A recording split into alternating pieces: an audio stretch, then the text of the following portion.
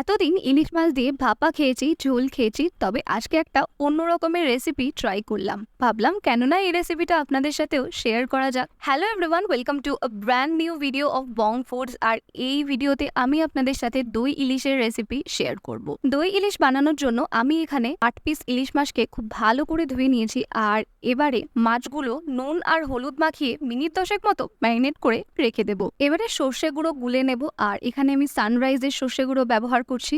আর এই ভিজিয়ে রাখা সর্ষেগুলোর মধ্যে আমি কাঁচা লঙ্কা চিড়ে দিয়েছি। এখন আমি মিক্সিতে দই আর পোস্ত একসাথে ব্লেন্ড করব। এতে দইটা খুব সুন্দরভাবে ফেটানো হয় আর সাথে পোস্তটাও ভালো মতো দইয়ের সাথে মিশে যায়। আর আমি এখানে সামান্য পরিমাণ জল ব্যবহার করেছি।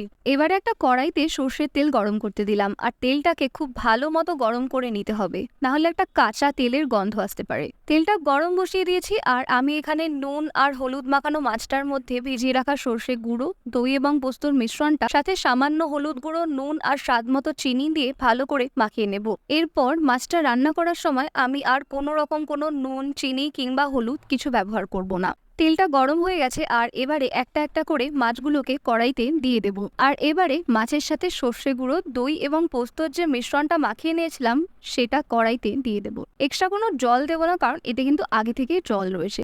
এখন একটা ঢাকনা দিয়ে ঢেকে মিনিট 5 মিডিয়াম আঁচে রান্না করব। 5 মিনিট হয়ে গেলে মাছগুলো খুন্তির সাহায্যে উল্টে দেবো। খুব সাবধানে উল্টাতে হবে, না হলে মাছটা ভেঙে যেতে পারে। আর তারপর মিনিট 2-3 একদম কম আঁচে রান্না হতে দেবো। আমাদের দই ইলিশ রান্না হয়ে গেছে, আর এটা কিন্তু গরম ভাতে সার্ভ করার মতো খুব সুন্দর একটা রেসিপি। আপনারা অবশ্যই ট্রাই করে দেখবেন, আর আমাকে কমেন্টে জানাতে ভুলবেন না রেসিপিটা কেমন লাগলো।